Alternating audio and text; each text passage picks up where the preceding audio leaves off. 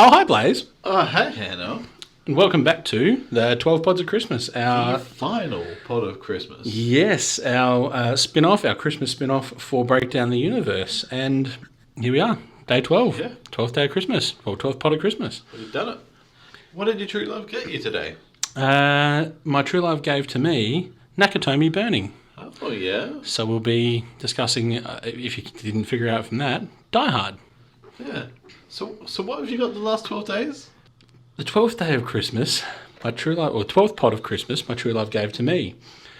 Nakatomi burning Halloween at Christmas, 2 lethal weapons, Tim replacing Santa, weird Christmas murder, Kevin thwarting villain, Santa misbehaving, nasty gremlins, Muppet speaking verse, vacation, a movie we all love, and a fairly average shitty movie. Well done. That's where we're at. So apologies, that's not me singing, that's just me doing them in the style of the song. But so yes, if you hadn't picked up, that is what we were doing the entire time. I've been building to that. Accidentally, since the first pod, we didn't actually mean to do that. Slowly building. Yep. We've had a small brainstorm before every episode to go, well, what do we do? What do we say we're doing? What's going on? And we struggled with some of those. But it's not important. Anyway, it's Christmas, so we've got Christmas cocktails. And so, camera, Cheers. cheers. All right. Enjoy. Hang on, we're just going to... That is strong. Yeah, yours is much stronger than mine. Sorry about that. I didn't realise how much I put in there until I started pouring in the mixer. But you're not driving, so it doesn't matter. No. So yeah, Die Hard today. Die Hard. More specifically, I think, this is the question that people have been asking ever since it came out. Is it a Christmas movie? Yeah. And I mean, I don't think this is the best podcast for the debate because I'm pretty sure we're both in agreement. It is. Yes. Yeah, very much so. But there's pros and cons. There are the reasons it should be and the reasons it shouldn't be. And if you just want to go with the people involved in the movie, the directors didn't believe it was. Yeah, the director is on record saying it is not a Christmas movie. Bruce Willis said it's not a Christmas movie. Yep. Who directed this movie out of interest? I did have a look at this. I'm just going to, while we're having a chat here, I'm going to go The Hard. John McTiernan. Of course it was John McTiernan. 1998. And the movie that turned Bruce Willis into a Hollywood star. Yep. Literally, it's the one that did it. Turned him from romances to an action star. Turned him from a TV star into a film star, basically, because he was doing moonlighting, and I don't think people saw him as he... Because this was originally literally a movie that they went, let's get either Arnold Schwarzenegger or Sylvester Stallone to do it. Yep. Like, that's who they had in mind. But a lot of people do say this part of the success of this movie is that he is not a muscle-bound, invincible tank. Yep, he looks like just a regular guy. He's the everyman. That is what he is, and that's what he does. And that is part of the appeal of this film, is that he is just that. He's just John McClane. In later movies, he does turn into an invincible, unstoppable force of nature, which does take away from the character somewhat. But now, for this movie, he's just a guy who's trying to reconnect with his estranged wife, flies across the country. At a Christmas party. Gets invited. He's been invited to a Christmas party that his wife didn't know he was invited to. Bizarrely, in a weird kind of twist. But isn't there, sort of is there awkwardly with her, and whilst he has taken his shoes off and is relaxing in her office bathroom, Severus Snape Hans Gruber breaks in. The bandits are coming. And obviously, as anyone knows, Hans Gruber, played by Alan Rickman, in the movie that turned him into a Hollywood star. Very rightfully so. Yep. Talk about a charismatic villain. Amazing in this. Oh, God. Well, he is such a loss to the world, Alan Rickman. Absolutely. He's the best part of so many things, and I just hats off to him 100%.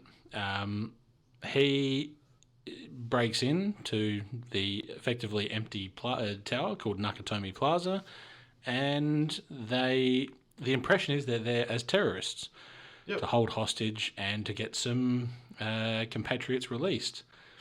That's not what they're there for. No, it's all smoke and mirrors. Yep. And he is one step ahead of everyone the whole way. But there's a fly in the ointment when they capture everyone at the party. They don't get John McClane. And John McClane does nothing but cause headaches for him for the rest of the film. And it's wonderful. Yep.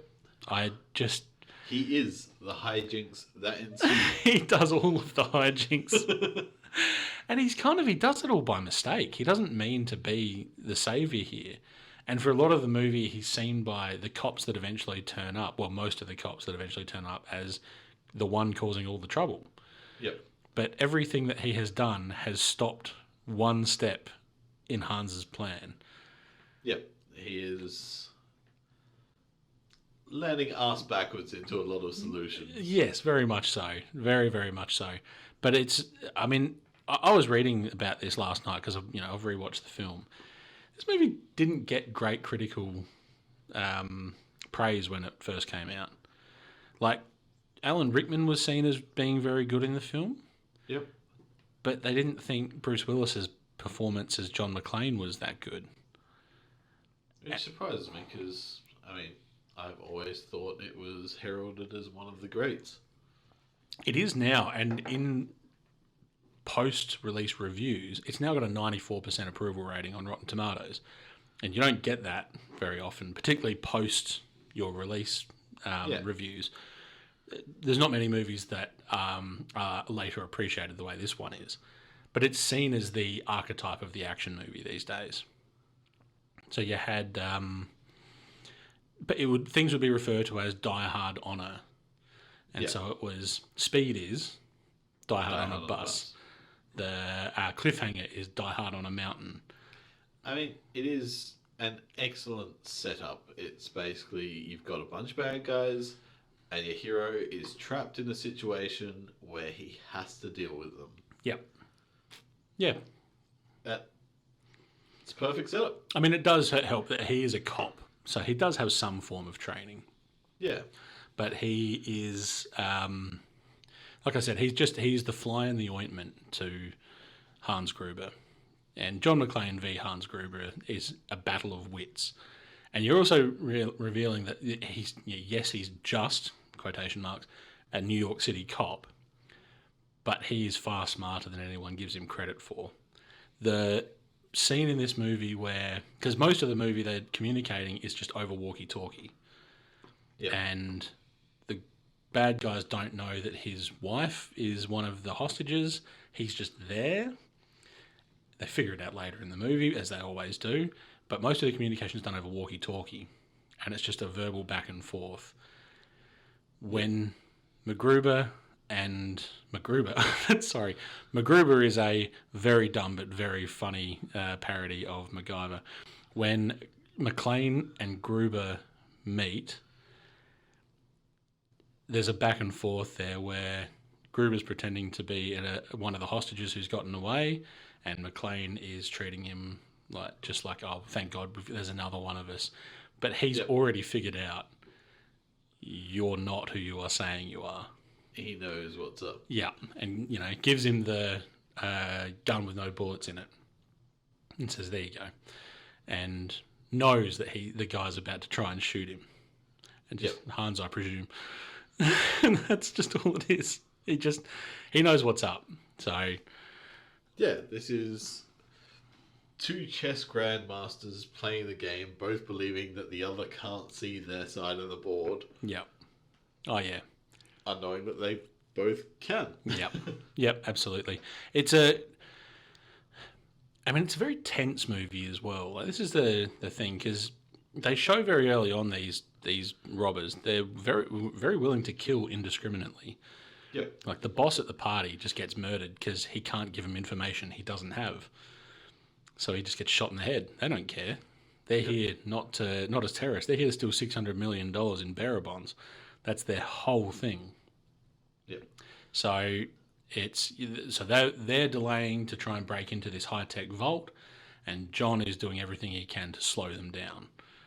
Meanwhile, he's talking to a cop on the outside via walkie-talkie who's kind of giving him moral support, and they're discussing their lives and so on and so forth just to keep going.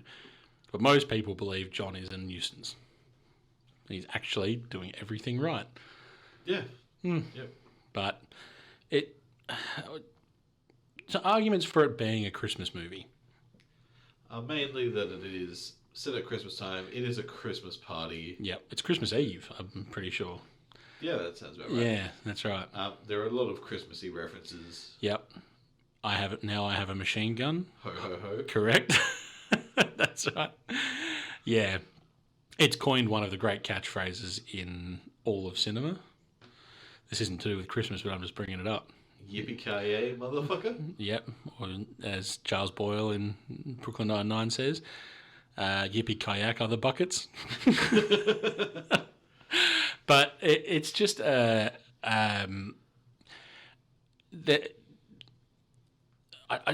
doesn't have the themes of a Christmas movie. This is the thing. Like, it doesn't have the overt learning the spirit of Christmas. It doesn't have the learning a valuable lesson about your place in the world, and like a Christmas Carol does.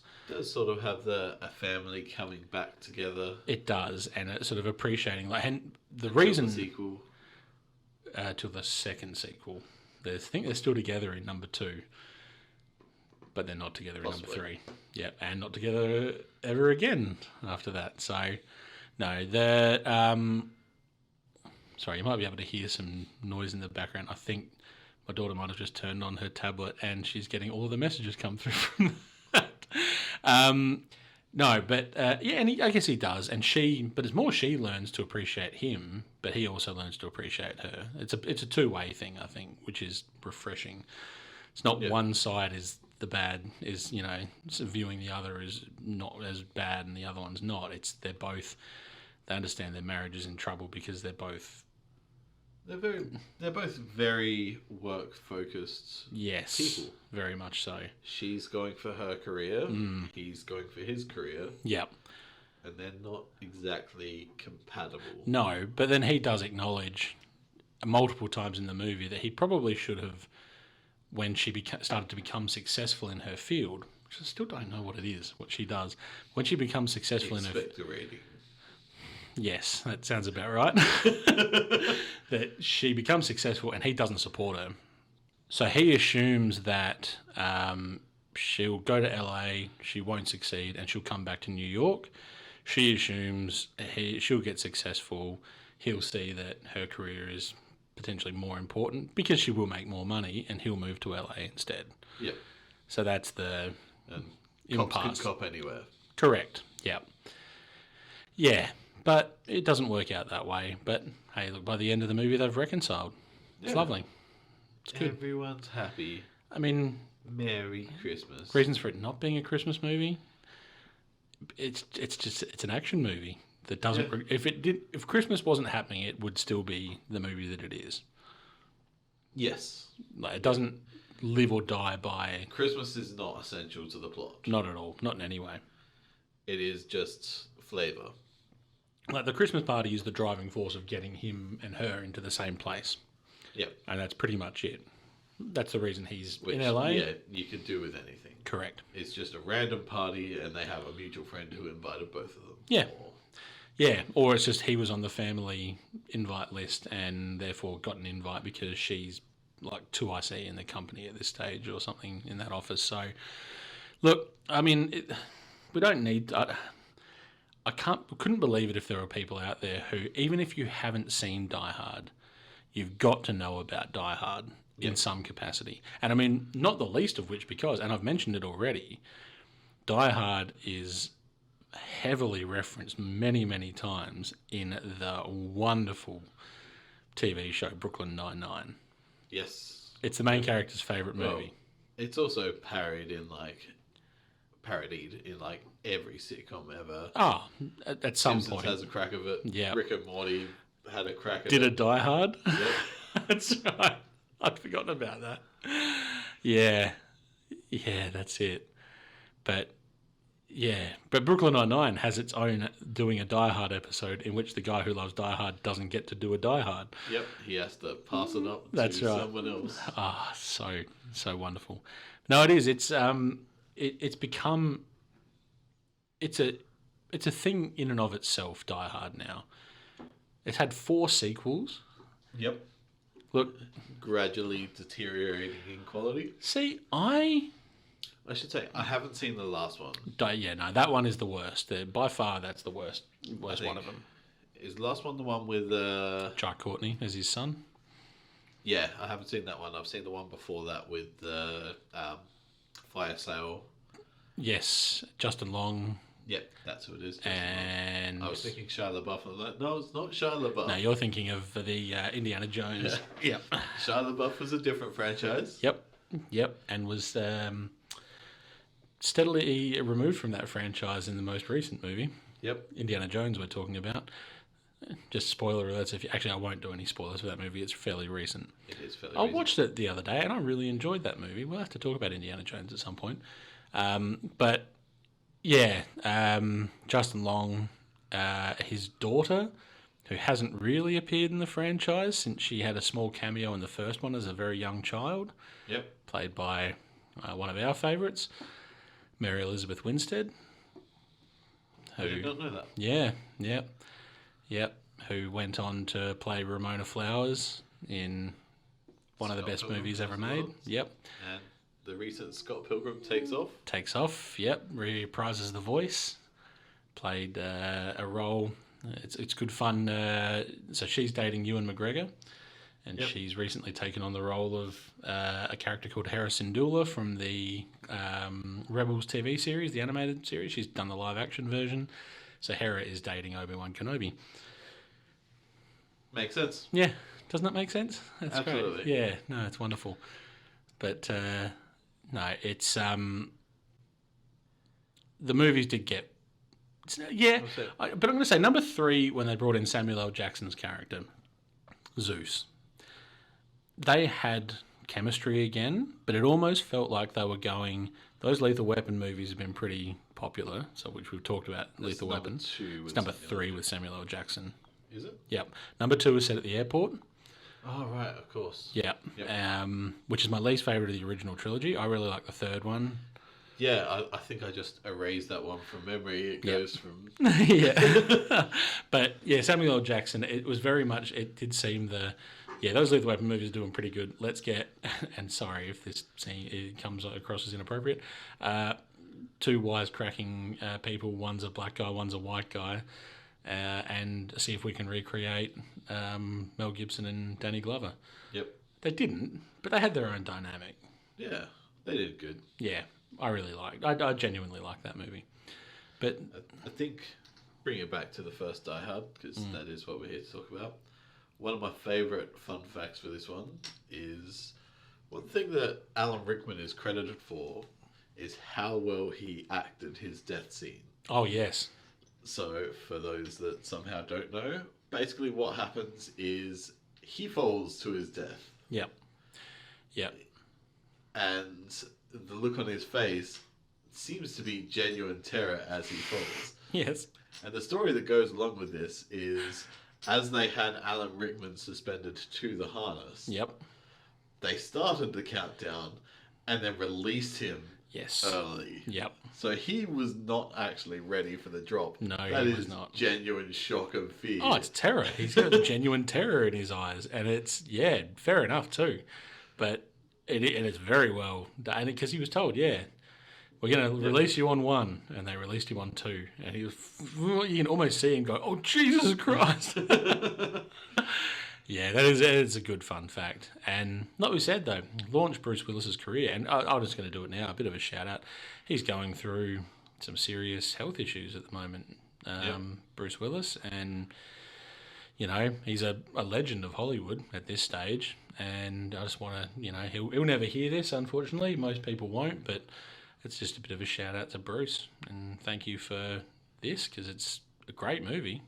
And a bunch of other good And you've movies. done so many other great movies. It's just, we're thinking of you. It's just such a shame to hear about someone struggling like this. But, good on you for going on, and all the best for the future and everything that's happening. So, pretty much I think we can almost wrap that up. We're I mean, this one's gone possibly a bit longer than we were wanting it to, but that's okay. It's the 12th day of Christmas, and I had to do my recitation, and we had to do all of that sort of stuff. So, but thank you everyone for listening. So this obviously coming out very much. Christmas Eve.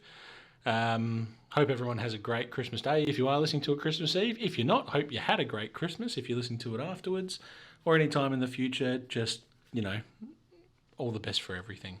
Yeah, have a very Merry Christmas. Yeah, and from memory, I'm just going to bring my little schedule up. From memory, we actually do have an episode coming out tomorrow as well. Yes, which will be the Marvel wrap-up. The part of our regular scheduled programming. So our Christmas present to you all is that Marvel Phase 1 is done. Is done. So have Merry Christmas to those of you who aren't listening because you don't care about Marvel. I know a few. And I completely understand, but I hope you've enjoyed these ones. These ones are a little bit different, and we'll be starting up our new topic again after Marvel, which is the Chronicles of Narnia. We'll be recording some of those episodes, probably next weekend, I'd say, actually, won't we? Yeah, I think so. Yeah, that's the plan. I think that's the plan, and so outside of that, everyone, Merry Christmas. Blaze, Merry Christmas to you. Merry Christmas, Hanno. Cheers again. Here we go.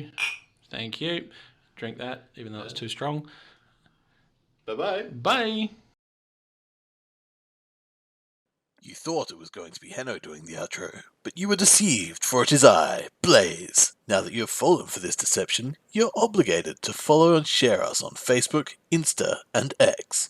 If you have any feedback regarding our holiday special, the 12 Pods of Christmas, let us know at breakdowntheuniverse@gmail.com. But for now, from Hanno and Blaze, have a very Merry Christmas and a Happy New Year. And yes, that was a JoJo's reference.